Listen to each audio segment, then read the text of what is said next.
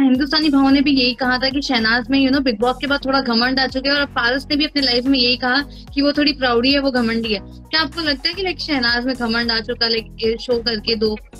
देखो, मैं शहनाज से तो मिला नहीं हूँ, लेकिन उसको अगर घमंड आएगा तो याद रखना, घमंड बहुत गंदी चीज है, घमंड नहीं आना चाहिए। अगर उनको लग रहा है कि उनसे नहीं बात की तो घमंड आ गया, तो ये तो कोई घमंड नहीं है। लेकिन घमंड आना सबसे गंदी चीज है, किसी को भी आना चाहिए। फेम आएगा जाएगा, लेकिन आपकी जो रियल जो आप जैसे हो, वो लोग आपको वैसे पसंद करते हैं और प्यार करते हैं। यू शुड जब मैं बिग बॉस जीता था तो अक्षय से मिला था, जब फर्स्ट टाइम उससे मिला तो बड़ा खुश था मैं, और ठा ठा ठा ठा ठा ठा बोल रहा था। तो उसने एक ही लाइन बोली थी मुझे, सुंडी जमीन तेरा है, जमीन तेरा है। तो मैं समझ गया, मेरे फादर भी हमेशा बोलते थे जमीन पे रहो, तो हम लोग जमीन पे रहने वाले लोग हैं, हम जमीन पे रहेंगे। अब शहनाज को भी जमीन पे रहना चाहिए, सिद्धार्थ को भी जमीन पे रहना चाहिए। हमेशा ग्राउंडेड रहो, लाइफ में अप एंड डाउन आते रहेंगे। इतना प्यार जीता है, इतना जो लव सबका मिला है, तो उसको एंजॉय करो, लेकिन never ever get an ego, never ever think that I am the best, because there is always life which gives you lessons. तो ऑलवेज स्टे ग्राउंडेड। अगर उनको लगता है उसके ईगो आई है तो मुझे तो पता नहीं, लेकिन अगर ईगो आई है तो उसको कंट्रोल करनी चाहिए वो ego, because it's wrong. Right right right. पर इसके अलावा जैसे कि सिद्धनाथ चर्चे में रहते हैं, हमेशा आप भी चर्चे में रहते हो, कुछ ना कुछ चीजें होती रहती है। तो आप ही का एग्जैक्टली आपका एक इंटरव्यू आया था हाल ही में, जहाँ पे सिद्धनाथ ने अपना सारा क्रेडिट शहनाज को दिया था। तो आपने कहा था कि अगर कोई ऐसे घुमा के पूछेगा तो ये सारी चीजें होंगी, उसके ऊपर आपको क्या कहना है?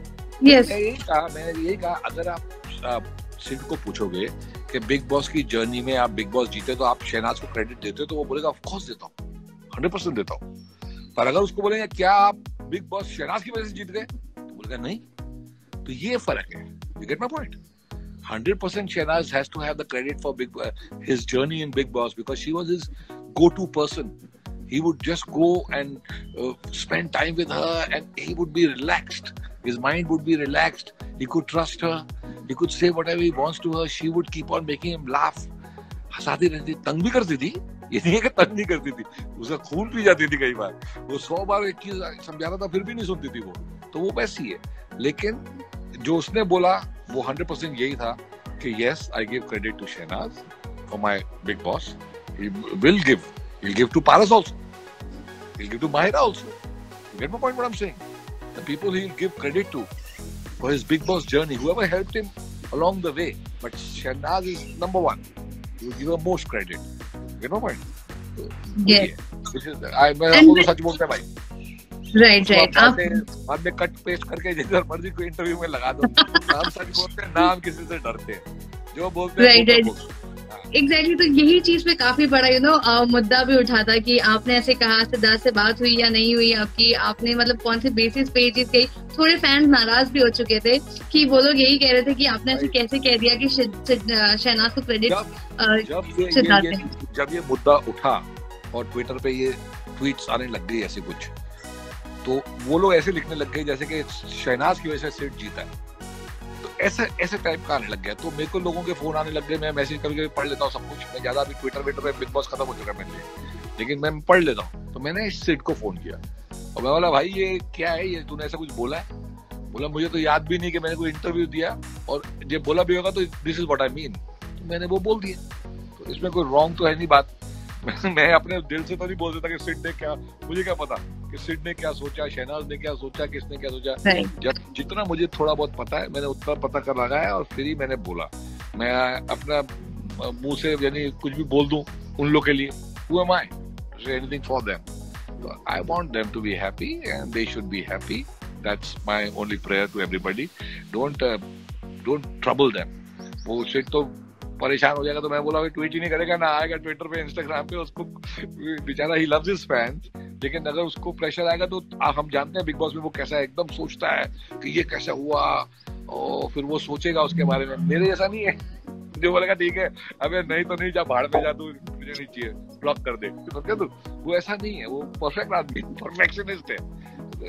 He gets you know worked up, because if ऐसा कुछ होता है तो ही फील्स मैंने तो उनका दिल नहीं दुखाया तो वो क्यों अपसेट है?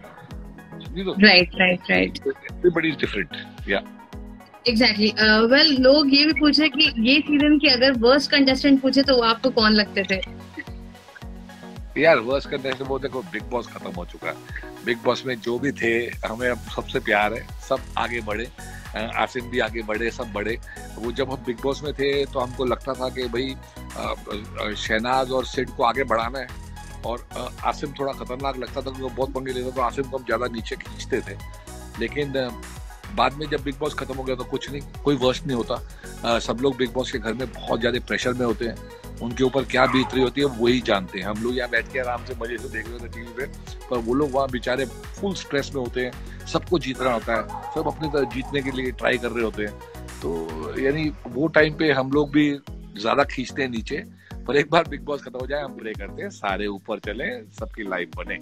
तो मैं झूठ नहीं बोलता, जब मैं आसिम को मिलूंगा या उसके भाई को भी मिलूंगा, मैं कभी मिला नहीं उनको, तो मैं तो भाई जब ही पाने रेडी हूँ। लेकिन अगर उनको मेरे से प्रॉब्लम है और वो बोले यार इसने हमारा बुरा बोला, तो फिर इट्स देयर प्रॉब्लम। लेकिन मैं हमेशा hug and forgive and forget वाला आदमी हूँ, तो मुझे अगर वो लोग फॉरगिव नहीं करेंगे तो इट्स मेरी कोई प्रॉब्लम नहीं है। लेकिन अगर कर देंगे तो जफ्फी पालो भाई, हम तो जफ्फी वाले।